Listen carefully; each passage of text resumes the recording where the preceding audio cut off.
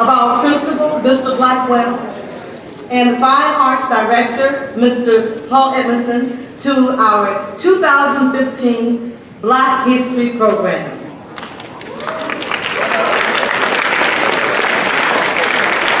Today, we have some of our actors and students from the spoken word group that will be presenting spoken word to you before I present to you our guest speaker.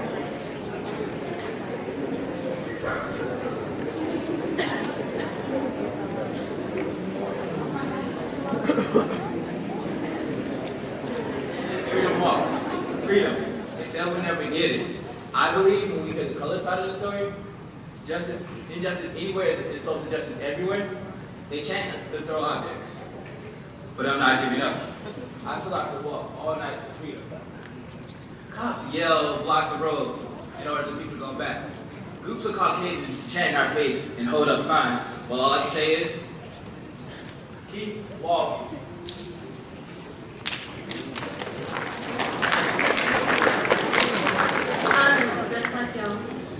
I know. You're all like, why is there a Hispanic girl in the Black History program? I mean, why shouldn't I be? My relatives, they go through this, believe it or not, and we still are. For example, at jobs. People usually see us as immigrants, even though we're not. I mean, like, you just can't let anyone control you. Rosa Parks didn't give up her seat. Jackie Robinson didn't give up his dream of playing baseball. And Martin Luther King Jr. did not even let that fire stop him. Because of him, we're all united. Even though racism still happens, not worse than back then though, like being attacked by dogs or being hosed or not being able to go to school. But everything's kind of good. Even though, like going to school, going to stores, and going to buses. But some people still act like a fool, not being grateful for what Dr. Martin Luther King Jr. did. But remember this, black is just a color, but history is what we have in common.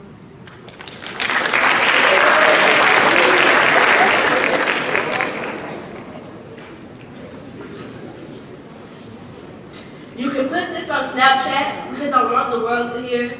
Hashtag be changed and tweet till the birds hear. My history is something that has captivated me from the moment that I knew what it was. It brings tears to my eyes knowing that there was this much chaos.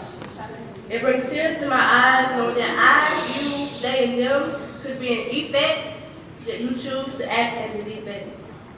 Michael Donald, 19 years old, murdered and forgotten, but his actions left us bold. Now that's not so surprising because his story isn't that old. However, he changed something and his death is the evidence of it.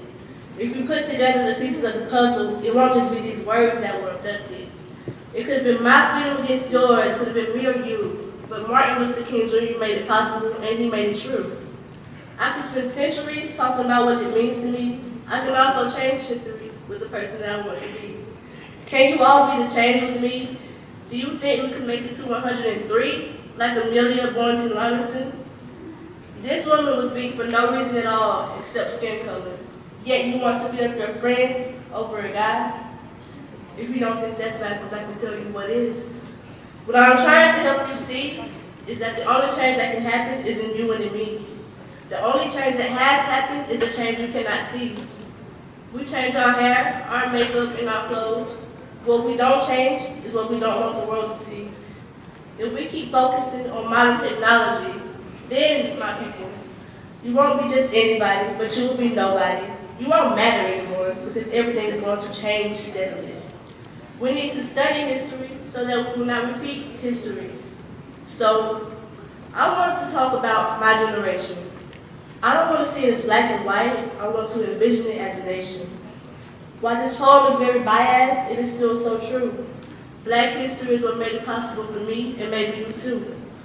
While you may not want to listen, you are going to hear. I am tired of the lack of effort, respect, and honesty that my peers bear. I'm tired of standing in the same place because we haven't gotten anywhere. I did address these issues and I made them very clear. Even though we just left 2014, it still feels like the same year. We acknowledge that we want change, but we don't interfere. We don't interfere because we're too afraid of what other people will think or what they claim to hear. We have to be the change. Many people won't care about what I had to say. I'll still break it down to you and tell you what I have to say. My history is your history, and that makes it our history. The only people who can change it are you and me. The only people stopping me from changing are you and me.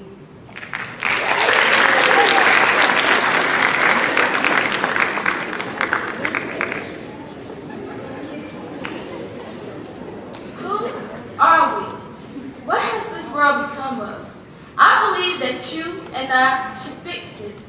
Let us all be optimistic. Let us all walk around proud and confident of who we really are, because we have came a long way thus far. We are the same people under God's eyesight, but we are different in the way we live and think. Our culture makes us different. That's why I'm so thankful for the marches that has happened a long time ago. In the words of Martin Luther King, darkness cannot drive out darkness. Only light can do that. Hate cannot drive out hate. Only love can do that. And now it's time to show each other how much we can love each other instead of hate. Love is stronger than any addiction. Foremost, it is one. Who are we? We are so of this world that we take no time to think about ourselves and other people. So from this point on, let's make a difference and show this world that we can make this world a better place.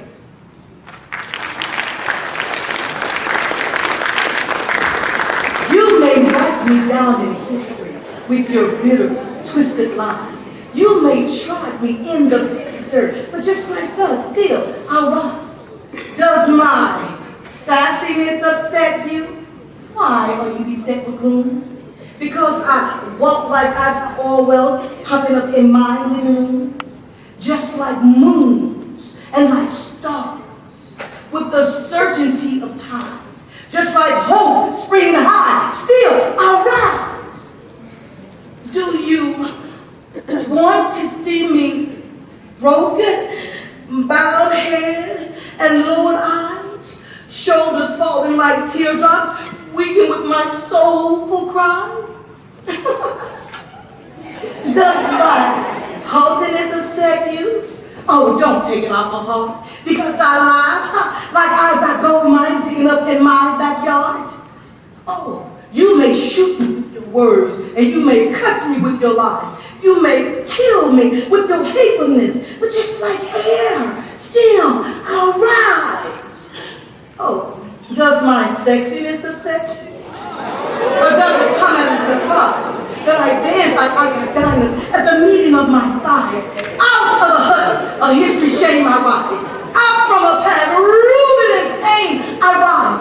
I am a black ocean, leaping and wide, filling and swelling. I bring in the tide, leaving behind nights of terror and fear. I rise. Into a daybreak, wondrously clear, I rise. I bring the gifts that my ancestors gave. I am the dream and the hope of the slaves. And so I rise. I rise. I rise.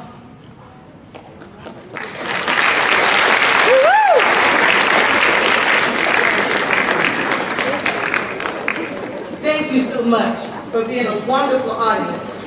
And now at this time, I have the privilege of introducing a legend from our own town, Gadsden, Alabama, who made a difference and still is making a difference.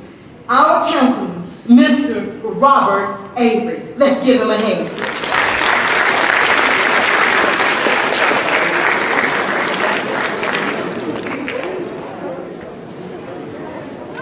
Good afternoon. Good afternoon. Good afternoon. Okay, great. I know you guys have been out of school for several days, been having fun. You don't want to be back here and all that good stuff, but you're back. And you're in that process of learning. And this is a great time for you. I hope you guys enjoy, well, one group just have the rest of this year, and the other group have one more year to go. Really enjoy it, please. Have a great time. Because once you guys leave here, things will never be the same. A lot of your friends you see today, you'll see them periodically maybe. Some you probably never see again. Great time in your life. And the reason I say that is, I can remember when I was your age, a lot of things that were going on and a lot of things that were happening. Number one of the things that I think about as I look over this audience is that when I was your age, I didn't have this array of friends. I didn't sit in an auditorium at my school, and we didn't have an auditorium, we sat at the gym, with my friends who sat beside me who might have been white. Nor did I have friends at my school who would have been Hispanic. So you guys are living in a great time. I'm going to show a piece in a few minutes, and then we're going to come back, and then we're going to talk a little bit about my days and the time that I was your age and the things that were happening in this world at that particular time. Let's see what we got here.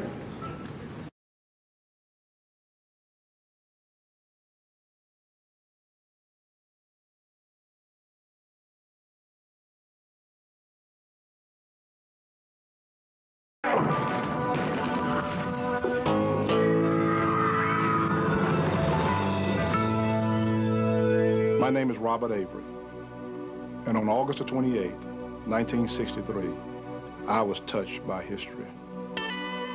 I grew up in Gadsden, Alabama, which is in the deep South. It was kind of rough. Everybody was talking about going to the March on Washington. This was the first time that anything like this had ever happened.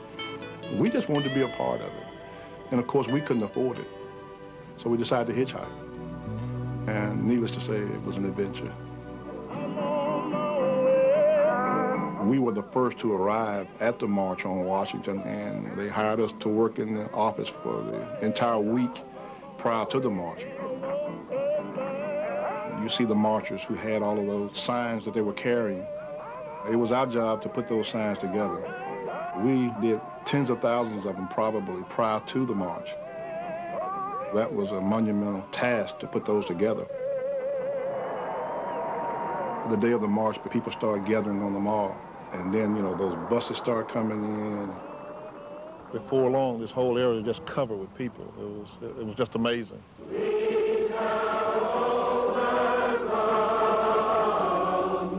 This is where I was standing under this tree here. And of course, I could see Dr. King. And then as I look around, I could see the other hundreds of thousands of people back here. It was a great spot to be in, and it was a great day to be here. I have a dream that one day right there in Alabama, little black boys and black girls will be able to join hands with little white boys and white girls as sisters and brothers. I have a dream today. I felt like he was talking to me about me. But I'm pretty sure everybody in the crowd probably felt the same way. Free at last, free at last. Thank God Almighty, we are free at last. I came to Washington, a 15-year-old boy, but I left a 15-year-old man. I too had dreams. I have a dream today. And of course, dreams do come true. We just need to work together and work a little bit harder. Thank God Almighty, we are free at last. Somehow or another, this day brings it back and makes it real. And now I realize I did play a very important role. Just glad I could be a part of it.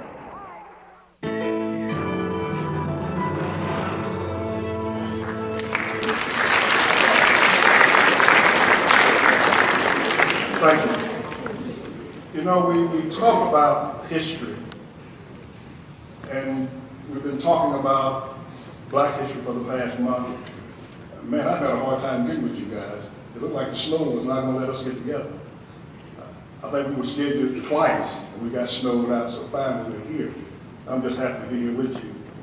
As you look at that little piece there, how many of you realize that today you are living history?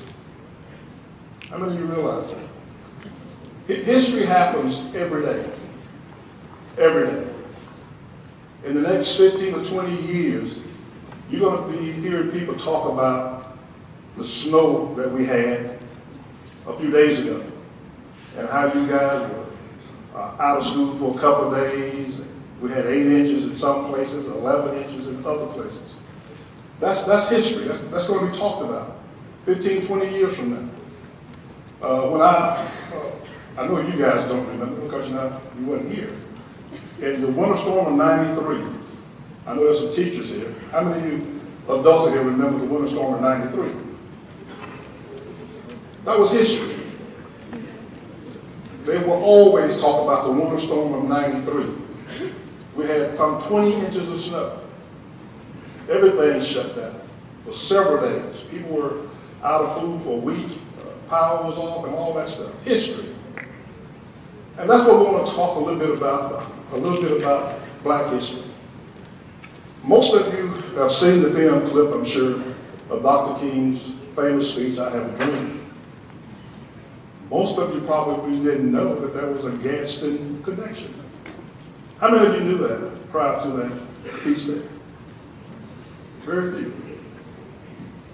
Myself and 2 other young men from Gadsden was there at the march. And all those signs that you see people carrying, it was our job to put those signs together. We hitchhiked from here in Gadsden, Alabama, all the way to Washington. It took us a whole week to get there.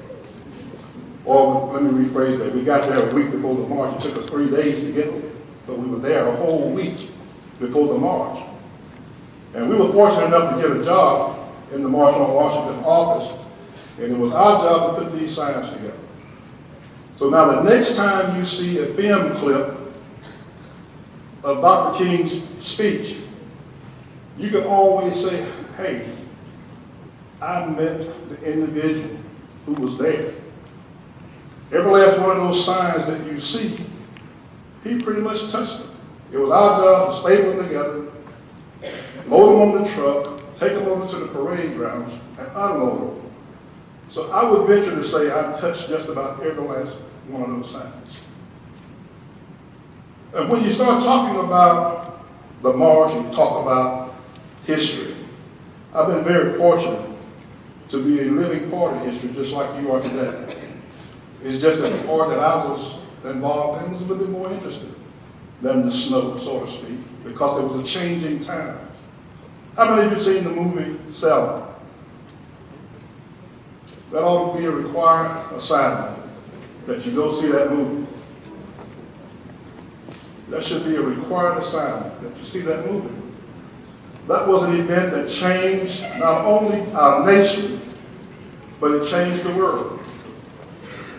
Now, I can't take credit for being there the day that all of those guys were beat up on the bridge. Even though I wanted to be there that particular day, we didn't make it there. But I was there the day that they successfully crossed the bridge and moved on to Montgomery. Again, being a part of history. And sometimes I like to name drop when I start talking because of the fact that I've had that opportunity to do a lot of things. Most of you know, you've heard of Dr. Martin Luther King. What about Rosa Parks? Jackie Robinson? Anybody heard of Jackie Robinson? Okay. Let's see, who else? We talked about Roy Wilkins. I don't know if they talk a lot about him anymore. Do they talk about Roy Wilkins? No? See, we're losing a lot about history. What about A. Philip Randolph? How many have heard of him? Okay, that's 1 or 2.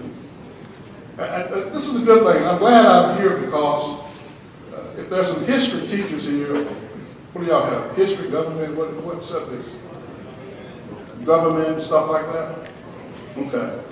See, we're losing our history. And that's why it's good sometimes to have these type of assemblies and to have people who come in who are a living part of history. So you can get it firsthand as some of those things ever happened. How many have heard of Booker T. Washington? George Washington Carver? A lot of it. Well, all those folks I just named, with the exception of two, I had an opportunity to meet and be with. And I know some of you look and say, man, he must be old if he was with Booker T. Washington and George Washington Carver. But those are the two I didn't meet. But because of my grandfather's involvement with them, my grandfather knew them. And we used to talk about them all the time. And because of that, now I feel a kinship that I felt like I knew them. Because I know someone who did. And that was my grandfather. You should now feel a kinship to Dr. Martin Luther King Jr. He was dead and gone by the time you came along. But I had the opportunity to sit down and talk with him on several occasions. And so that's how history connects. And that's why it's important that we know our history. And that's why it's important that we connect with our history. Let me tell you a little bit about our trip, and then we're going to shut up and see how much you've been paying attention. See, you didn't realize you were going to have a test today. And the test is going to be to see how many questions you can ask based on what I tell you that I didn't tell you. All right? Did that make sense? All right. What happened was, like I said, we started out 10 days before the march. How many of you know Pastor Roderick Thomas here in Gadsden? Okay, Pastor Thomas, y'all know it. Pastor Thomas' dad was one of the individuals who walked to Washington with me. As a matter of fact, his dad was the individual who came up with the idea. We were three little poor guys who didn't have any money, who wanted to go to this march. And he wanted to go so bad, he said, man, I want to hitchhike. And I said, yeah, okay, sure you will. And as we talked and we kept talking, we found out he was real serious about it. And he finally taught myself and James Foster Smith. Now, Brother Smith is still around. He has two sons who are ministers. Stephen Smith. Anybody know Steve Smith? Reverend Steve Smith? Okay. Well, his dad is the other individual who went on this journey with us. When we left Gadsden, the three of us, we had $10 in our pocket. $10. You guys say, well, man, $10, that ain't a whole lot of money. But you got to realize in 1963, that was a lot of money. A whole lot of money. It would go a long way. But when we started out from here in Gadsden, we went up Highway 11. Interstate 65 was not Interstate 59 was not there in 1963. So we went up Highway 11. How many of you have heard of William Moore? Man, we got a lot of work to do. You better be glad I'm not at the school because I'll be handing out assignments left and right. William Moore, you need to learn a little bit about the history. William Moore was a Baltimore mailman. He just happened to be white. He was shot down and killed some 7 miles from where we are right now. He was shot and killed by a member of the Ku Klux Klan. A white man, not a black man, but a white man. William Moore decided that he couldn't stand any longer what was happening to black people in the South. And so he decided to come all the way from Baltimore, Maryland, to protest what was going on. And because of that, he was shot and killed some 7 miles from here on Highway 11. When we started out on our journey, I must admit that I really didn't think we were going to, number one, hitchhike all the way to Washington. Number two, I didn't think we were going to go to Washington. And number three, I didn't want to go to Washington hitchhiking. But what happened when we went up Highway 11, we got to the spot where William Moore, this man was shot and killed because he was coming down to protest on my behalf. We stopped and we had prayer. From that point forward, thinking about this man that did the ultimate sacrifice. He had given his life for me. The least I could do for myself is to continue our journey to Washington. And we did. Got to Washington on a Wednesday morning, didn't know anybody there. Had 35 cents between the three of us by the time we got there. And no place to stay. Can you imagine someone calling you at 3 o'clock in the morning, telling you that they just hitchhiked from Washington? I'm talking about calling you at your house today, this morning, and say, we just hitchhiked from Washington, we don't have a place to stay, can you help us? You'd think they were nuts. And you probably would hang up the phone. Well, that almost happened to us. We called the Reverend Walter Funtroy, who at that time was president of the local NAACP there in Washington. They told us how to get to that office. And we went around to the office and found his name on the door and called him at 3 o'clock in the morning. And the man said, is this a prank call? And he almost hung up on us, and I'm glad he didn't because that was our last dime. How many of you know what a phone booth is? Oh, okay. See, back in those days, they had phone booths. Everybody didn't have a cell phone. Nobody had cell phones. They didn't even have cell phones. But we called him up at 3 o'clock in the morning. He told us how to get over to the YMCA and then how to get to the March office. So that first night we spent at the YMCA. Now, after we got over to the office that day, he came over and he walked in. The first thing he says, where are those fools? Where are those guys who hitchhiked here from Alabama? And of course, there we were. As a result of that, we got a chance to do a lot of publicity. I didn't point out earlier, but on the film footage there, that was a picture of me that is faded from when I was 15 there in Washington up until a few years ago. Also, Mr. Thomas, Robert Frank Thomas, was the individual with the little turned up hat that was passing by with those signs. I've been to the Birmingham Museum, Civil Rights Museum. How many of you been there? Okay, good. The next time you go, if you will, stay to the end there when Dr. King's speech is up. I didn't realize for years that I was featured in that segment there. Or Robert Thomas was in that segment. But if you go down there and if you stay there and see the whole film, you're going to see a picture of him, a close-up. He's sitting down with a little turned up like a Navy hat. And then you're going to see that close-up of me there. But getting back to what happened in Washington, like I said, we were there for a whole week. I got an opportunity to meet Dr. Martin Luther King Jr. for the first time. I never will forget that opportunity. I never will forget that event. You know, most people talk about people who are God sent or people who have that, whatever it is. And you hear people talk about people like that. I'm here to tell you I met one of those individuals, and that was Dr. Martin Luther King Jr. The day he came to Washington, that Saturday before the march, the three of us was in the building. We were back there working, putting those signs together. Dr. King had been in Gadsden that Friday night prior to coming to D.C. on Saturday.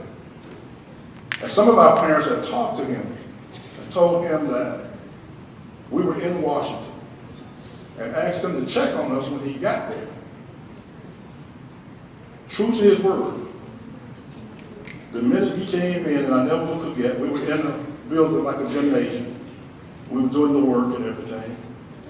And there had to be maybe 30, 35 people there working. But we had so many bomb scares, so every time something happened in front of the building, you would stop and take notice. And this Saturday morning, the photographers came in, the reporters, and we tried to figure out what the heck was going on. But over in the middle of that crowd, you could hear this voice. Most of you may or may not know, Dr. King was not a very tall individual. stood less than 6 feet tall. But he had that distinguished voice. And he said to the reporters, he said, look, I've got something I need to do. When I get through, I'll come back and answer all your questions. And just like Moses parted the Red Sea, they stepped aside, and out came Dr. Martin Luther King Jr. Again, like I said, I can't remember if there were any other young people in there, but I do remember one thing. He never spoke to anybody else. He walked straight as he could back to where we were. And there we were, 3 little young boys from Alabama. And he walked up and he said, I just came from your hometown, and your people want me to check on you to see if you're okay. And here I am looking up. I'm speechless. This is Dr. King. One of the most important people in our lifetime, and during that time, was speaking to us. And I think I finally got out and said that, I'm okay. And I think one of the other guys said, we're okay. True to his word, he went back. He did his press conference. He came back. And for the next 30 minutes or so, it might have been a little bit longer, he talked to the 3 of us. And he talked about us. Think about that. Here's a man getting ready to make history. Getting ready to probably the greatest speech in the 20th century. But he took time out to talk to 3 young black boys from Alabama. I never will forget that. The longest day I lived. I had an opportunity to meet him several times after that, but that time was something special. And like I said, the rest of it is history. I think you seem like a lively crowd, and I want to get you guys out so y'all can go back to study. Oh, I'm not through. I'm going to open it up for questions. And we're going to have some questions and answer time. So it all depends on how many questions you ask. If you don't ask any questions, you're going back to work early and quick. But if you got some questions, then we're going to be okay. Let me say this. There's only one dumb question. I'm going to tell you what it is. Okay? So you don't be dumb. And that's the question you don't ask. Because if you're sitting there thinking about something and you don't ask it, that's dumb. Because you'll never know.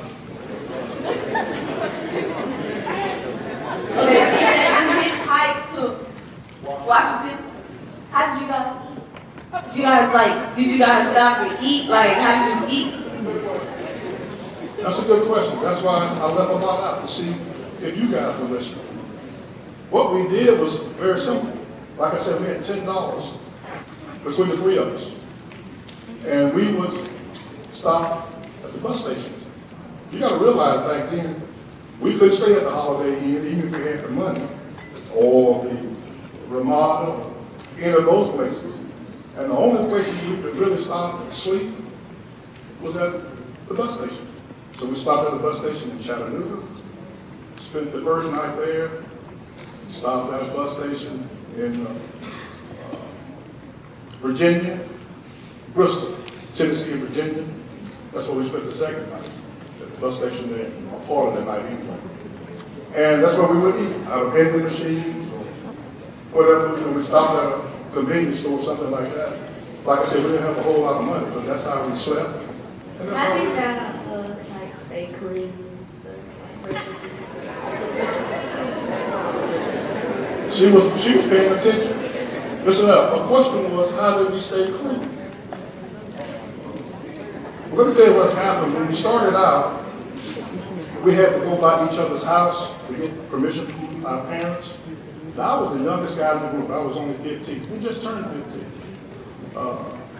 Frank was 18, James was 17, and I was 15. So we all took 3 changes of clothing with us. Now, it was kind of hard to stay clean on the road. But that's what they do in the bathroom at the bus station. You just put a little water on it and stuff like that. But we had change of clothes. We had 3 days change of clothes, so that helped us out tremendously. Why did they take you to Washington, D.C.? How long did it take us to get to Washington, D.C.? Listen up. We left here on a Sunday afternoon, and we got to DC on a Wednesday. So from Sunday to Wednesday, it took us to get from Alabama to DC. Again, we didn't know how long it was going to take us, and how much walking we were going to have to do, and how many rides we were going to get. But that's it. After you met MLK, did y'all like become good friends, or was it just a one and done? After I met Dr. King, was it a one and done, or did we become friends? I like to think we became friends because one thing about Dr. King, he was for real. And I had that opportunity, like I said, a couple more times to be in his presence and talk to him. I would like to think we were friends. How many of you have heard of Ralph Abernathy? Anytime you see Dr. King, the gentleman that's standing next to him, the little short guy, well, both of them were short, was Dr. Ralph Abernathy. Dr. Abernathy was his vice president, and he was on every march that Dr. King was on. Now, Dr. Abernathy and I became closer friends. We would visit each other's homes. And so I would say I got closer to Dr. Abernathy than I did Dr. King, because Dr. King's life was pretty short. Once I realized what racism was, what changed my perspective about white people. My perspective about white people never changed. I never had any animosity towards whites. I never had any ill feelings towards white people. And you've heard the old adage that some of my best friends were white or black. That's true. When we were small, two streets over, there were some white people. And we used to play together all the time. It's just that when they got older, they separated from us. I didn't realize why until later. After Dr. King was assassinated, how did that affect you? Now that's a great question. He said after Dr. King was assassinated, how did it affect me? It was a torn time in my life. I never will forget that day. I was hurt.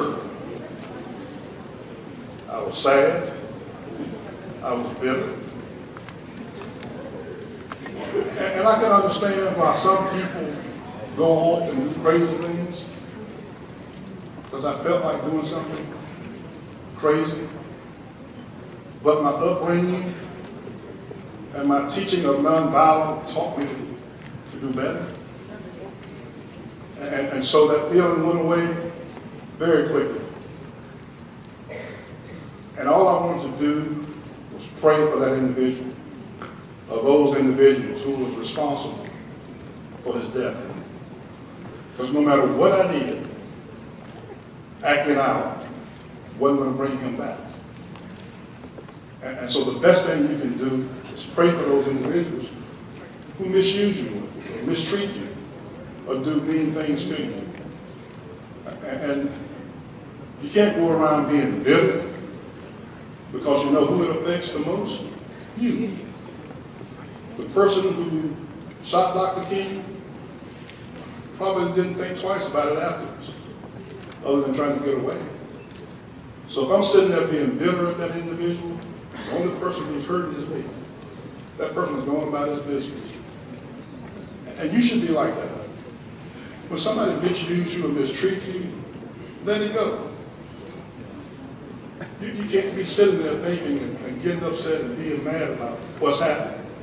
Because all it's going to do is to destroy you and not that individual. During that period of time, at a young age, as you was 15, like, you know what I'm saying, going through all that, was you scared, nervous, deterred? How did you feel? Was I upset? Was I afraid? As I think back, I can truly tell you, no, I was not. Let me say this: if this should apply to you today. If you don't believe in something today, all of you in here. If you don't have anything in your life that you believe in and you believe strong enough that you'll be willing to die for it, got a problem. There should be a commitment in your life for something you feel strong enough that you're willing to die for. I'm not sure what that issue is, but everyone in here should have one. So to answer your question, no, I wasn't afraid. Because I felt strong enough that things need to change in our city, in our state, in our country, when it came down to race relations. And I can't be sitting around waiting on somebody else to do what I can do. And so as a result of that, I had no fear. How did the assassination of Martin Luther King affect the nation as a whole? And what did he talk about at Gadsden? What did he speak about? What did he do? And what all did you see? What all adversity did you see for his black schools? Like what did you actually see happen? See, you guys didn't hear all this, but I did. And that's the other thing. You gotta learn to listen sometimes. You'd be surprised at what you can find out. You'd be surprised as to something that you don't know and you think you know that you don't. But to answer the question, when the civil rights movement was going on primarily, and I don't know if you've been watching part of this as we've been talking. That's why I had them to play this. Because you're going to see in this film footage, there were just as many white people there as there were black people. So this wasn't just a black-white fight. And it brings me to current history. And then we'll get back on the black history issue.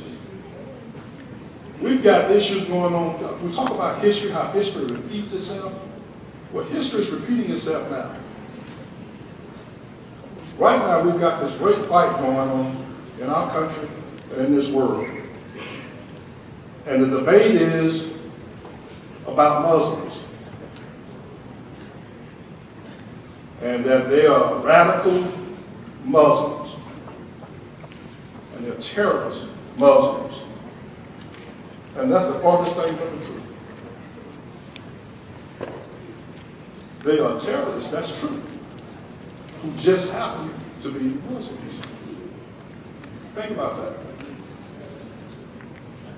How many of you have ever heard them refer to the Christian claimants, the Ku Klux Klans? Hadn't heard that, have you? You ain't going to hear that. And they're big Christians, according to them. But I don't hear them say, the Christian Ku Klux Klan is doing this, or the Christian Ku Klux Klan is doing that. I don't hear them saying that the Christian folks bombing the abortion clinics, they're terrorists. They just happen to pretend like they're Christians, or under that banner. So we got to be careful about how we label people. You got to be very, very, those guys who are committing those atrocities are terrorists, and we should talk about them as terrorists. We shouldn't put our finger on the fact that they claim to be Muslims, because then now you're mad at everybody who you think is a Muslim. And everybody who you think is a Muslim is not involved. When the Ku Klux Klan was riding in Gadsden in Alabama, hanging people, I wasn't mad at all white folks, Christians. I would have been stupid and crazy to be mad at all those folks. Because it wasn't them. It was just that little group of Klansmen. Think about that, ladies and gentlemen. We've got to be very, very careful about how we label people and how we categorize people. I was young man growing up in Avery.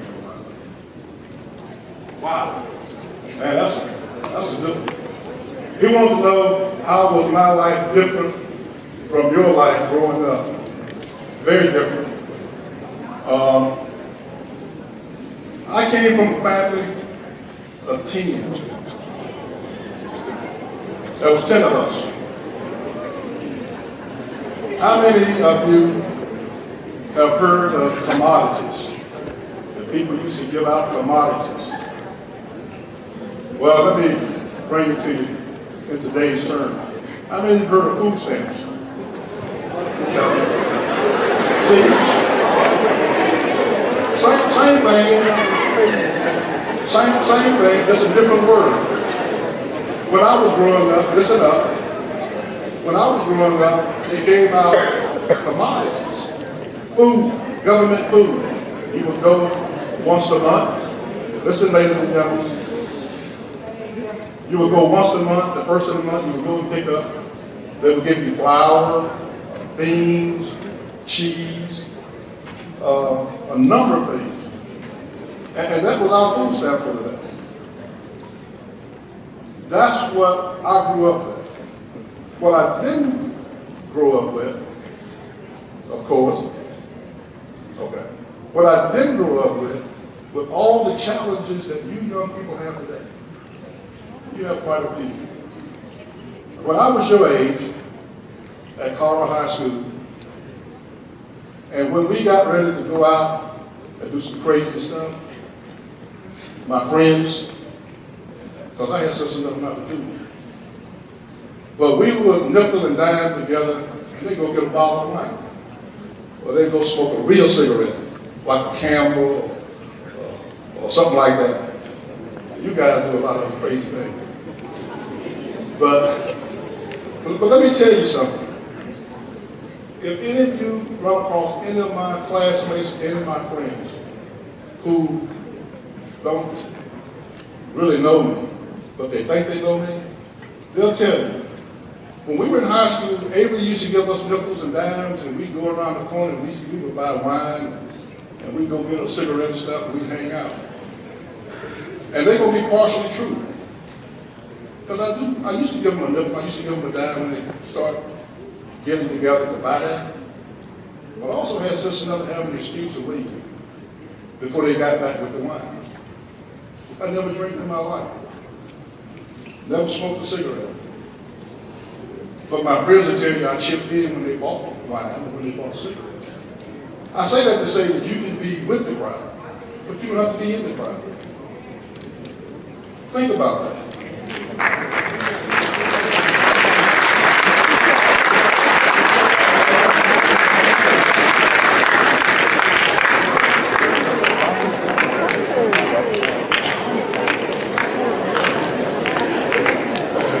So,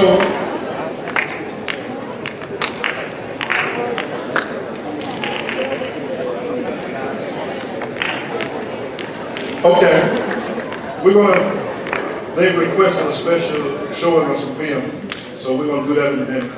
But let me get back to that, because this is important. When you hang out with your friends, listen up. When you hang out with your friends, it's okay. I mean, I was once young, believe it or not. Y'all look at us and your parents and your grandparents, you think they were never young, you don't know what's going on. There ain't nothing new under the sun. I don't care what you guys are doing. We used to do similar things. Maybe not the same thing, but we used to do similar things. And you can still be, I know you want to be part of the crowd, you want to be with the guys, you want to be hip and all that good stuff, or whatever word y'all use. And you can still do that, but you don't have to participate. You can always find a reason to leave before the dirty go down, as they say, or whatever your word y'all use. So think about that. One more question, then we're going to show another film they're going to make. Did you ever meet Malcolm X? What's the difference between Malcolm X and Dr. King's personality and that I'm like I said, I could drop a whole lot of names, and I can do some name droppings, but it's good when you meet. It's good that, I had that opportunity to meet a number of individuals. But I'd rather talk about the difference in their personalities, the difference in those individuals, more so than about who I met. And you're going to see somebody here in a few minutes I had an opportunity to meet too. Had it not been for Malcolm X, listen, ladies and gentlemen, you need to know this. Had it not been for Malcolm X, the movement would have not progressed as fast as it did. And you say, wow, man, that's crazy. This guy was spouting hatred and killed white folks and all that stuff. And that's what's happening in our world today. And if you don't think about it, even though it's bad, if it was not for ISIL, I don't think this world would be moving faster to peace. Sometimes it takes that disturbance. Sometimes it takes, I like to use the word agitator, because I was called one day. But if you think about it, in order to get your clothes clean in the washing machine, you got to have some agitation. Clothes don't get clean if you don't have some agitator. So even though agitation is bad, agitation is good, because it hurries up that process of cleaning things. So think about that.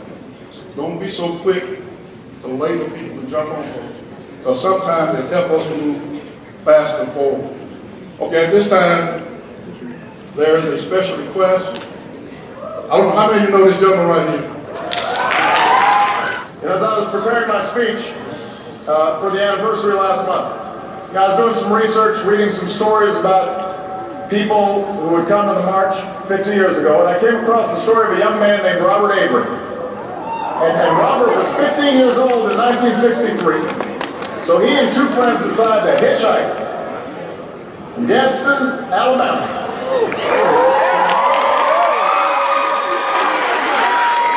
Together they traveled through some of the most segregated counties in America, sleeping in bus terminals, eating from vending machines, sometimes not eating, sometimes they walked, sometimes passerbys, black and white, offered them rides, worried that they might not make it on their own. 700 miles later, the boys from Gadsden reached their destination. They marched with Dr. King, and it left a mark on them. And afterwards, Robert went back home to Alabama, and he's now spent the last 3 decades on the Gadsden City Council. And Robert Avery's here tonight.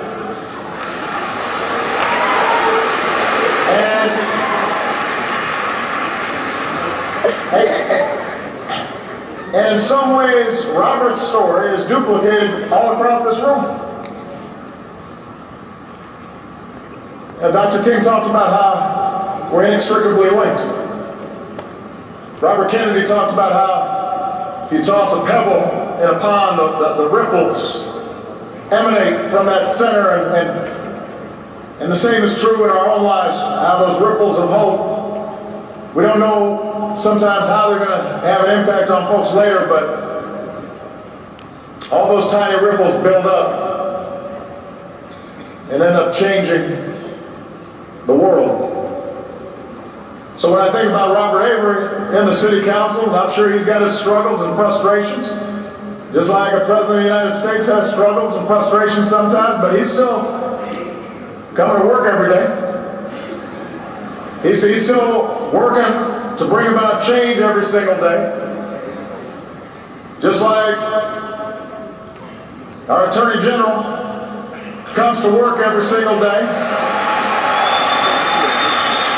Just like John Lewis every single day gets up, it doesn't matter whether he's in the majority or the minority, he's going to speak the truth, he's going to tell everybody what he believes. No story should remind us what brought us here. Why do we seek a life of public service? Why do we get involved? It wasn't just to come to a gala. I mean, it's nice, everybody looks nice, but you know, it wasn't to cash in after service.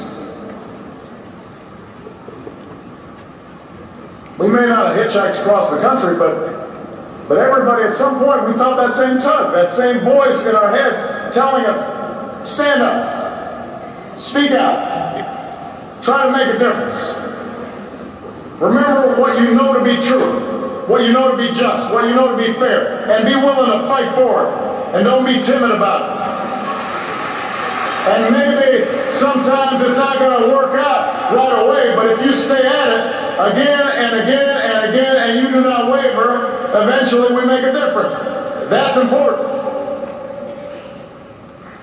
Because while all our challenges are different from the ones faced by previous generations, we're going to need the same courage of a Robert Avery, or a Bayard Rustin, or a Joyce Ladin, all those marches from 50 years ago, the same desire to get involved, the same courage to make our voices heard, to stand up for whether it's quality health care, or good education, or our children's safety, or equal opportunity.